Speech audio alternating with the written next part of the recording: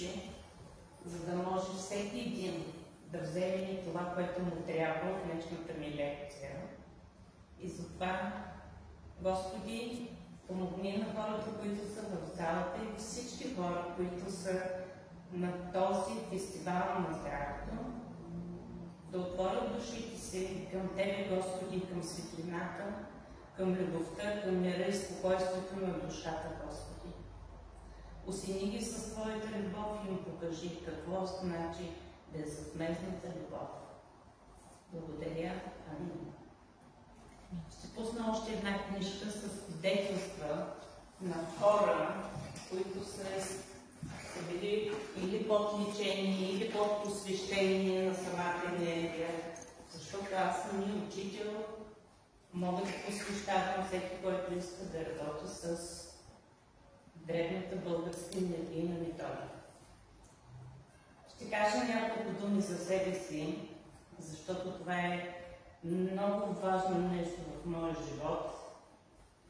После ще ви пусна енергията, за да я усетите. Ще изберя двама души като свидетели, ще им измеря енергията и след сеанса отново ще измеря на тези хора енергията, за да видите как само с един сеанс негативните енергии от нашето физическо и финни енергийни тела се изчистват. Ние покачваме вибрацията си и оттам всъщност става нашето изчистване, изцеляване, оздравяване на физическото тяло. Методиката е точно за това. Ежедневно да работим с нея, да вдигаме вибрациите на тялото и да намерим нашите духовни същности, защото ние всъщност сме копия на Бога, следвали на земята през голямото ограничение, което е 1 до 6. Това, което е Вселената, ние сме посвили, за да слезем на земята като божествени души, като едни енергийно можещи същества. Родена съм наистина в Смолян, но живея в Пловдив от много години. Стана така, че избрала съм си много строги родители, израснах в много бедно семейство, не ми даваха да уча, но аз исках много да уча и да се развивам.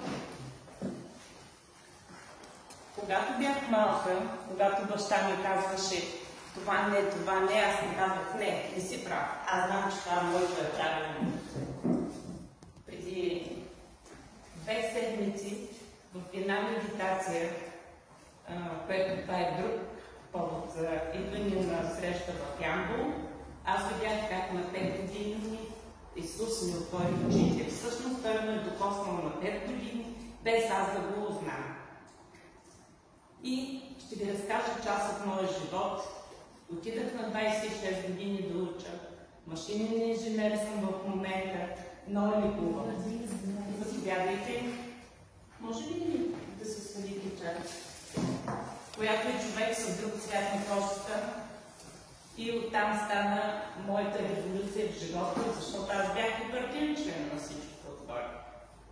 Но хора, искам да ви кажа, когато цялото ми семейство се отказа от мен и започнахме от дъното, под нулата, аз видях този човек как се моли. Как колихниче, как вика Бог. Не знаех какво е.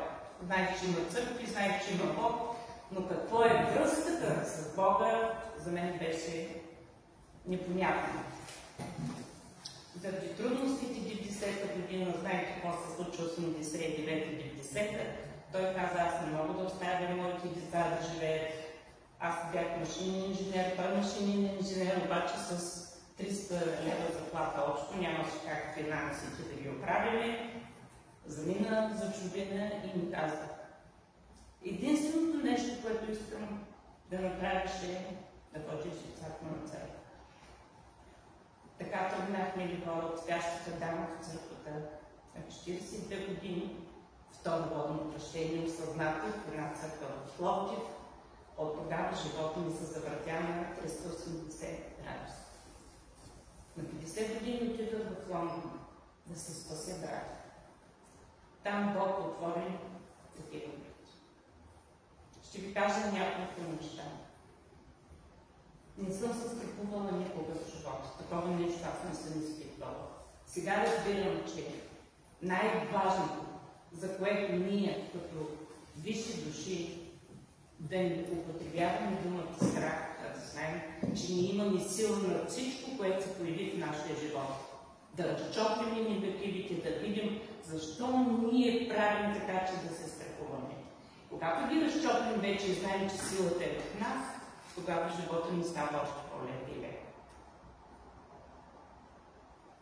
В момента имам частен бизнес диплом. Говоря перфектно английски. На 58 години мили хора купих къща на 3 етажа. И това е само благодарение на него. Не казвам, че не съм работила. Работила съм по 16 часа, не крия. И заради това натоварване на физическото си тяло, тялото започна да кляка и се появи едно възпадение на седалищния нерв, което и до сега си го обичам. Защо? Защото този проблем и до сега ме води към това нещо, енергийната методика Дихирон. Отивам на митинг, търся всякакви методи, начини да освободя тази болка, но няма как. И отивам на митинг, искам да ви кажа, че когато преди да купя къщата в Лондон, аз чух гласа на Бога. Ще имаш къща в Лондон, не знаех как ще се случи, не се случи. И когато отидах на един митинг за Кангин вода, на края на митинга влиза моя мастер, чието име е Христо Денев, и Бог ми каза, този мъж трябва да го познаваш. Отивам, разпитвам, никой нищо не знае. Накрая, моята приятелка и като не знае, че е много добър масажист, но се занимава с някаква енергийна практика. Нашата българска енергийна практика е спусната на него, мили хора. Живейки в Америка, в трудности, той постоянно се е молил как да направим така, че българите да живеят по полезен начин. Защото вие знаете нашата система каква е. 2016 аз го срещам в Лондон, отивам на масажи, обаче му казвам, искам да знам каква е истината за енергийната метода. И той му казва, целият случай в неговия живот, откован брат, въобще не може да го мърда. Започва да става рейки лечител, оттам работи с енергията на Самир Кале, индийска омни рейки и накрая ми се спуска нашата българска древна енергийна методика. Когато ви го обясни това, аз казах, искам я. Не знам как го излезе това нещо от устата ми, обаче искам тази енергия. Мили хора, на 2 октомври ще навърша 8 години от както работя. Извинявам се. Какво се случва в пандемията? Аз имам почистваща фирма, решавам да спирам да работя, защото за мен е много трудно. Отивам на курс да прокламирам Кангин вода, защото имам девайса, купила съм си го вече. Обаче на 3-та лекция аз всичка версия нямам от интернет, групи, сайтови. Въобще, жена на 64 години. На 3-та лекция, преди да се откажа, Бог ми каза, ако не, ти ще прокламираш Дихирон. Вау, но сега, как да започна, страх, купувам лаптоп, почвам курсови за обучение. Без пред вас стои жена на 67 години, която е член на партията, ръководството от Бога, аз ликувам хората. Пред вас стои жена, която събужда душите на хората. Тази вибрация на тази българска енергийна методика е нещо, което всеки един трябва да знае за нея, да я използва. Ако не, да я препоръчва. И затова сега няма да говоря, а направо ще ви я пусна. за да я усетите. Защото то е много лесно да говориш, обаче когато го усетите, вече е друг начин. Искам един мъж и една жена, за да ни измеря енергията. Мъж.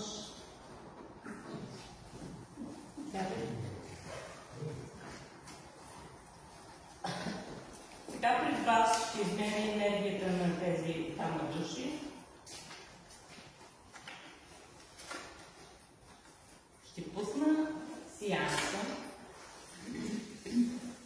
Името?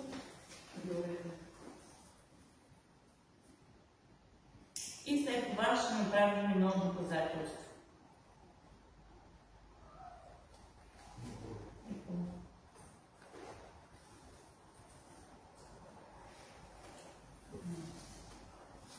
Николай, я да стане там, за да се вижда. Виолета, дай си лявата ръка. Така. Ето сега ще видите как измервам енергията. Антония ли е с мен? Не. Виолета ли е с мен? Да. Мога ли да измерим нейната енергия? Да. Хайде да видим сега колко е нейната енергия.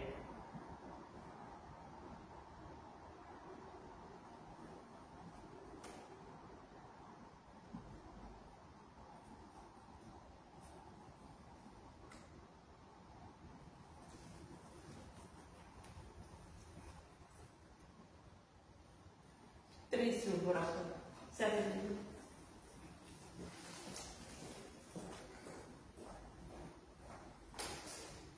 Това е дясна ръка. За мъжете дясна ръка, за жените, нали знаете, че ние сме с обратна енергия. Петър ли е с мен? Не. Николай ли е с мен? Да. Мога ли да измеря неговата енергия? Хайде да видим колко е неговата енергия.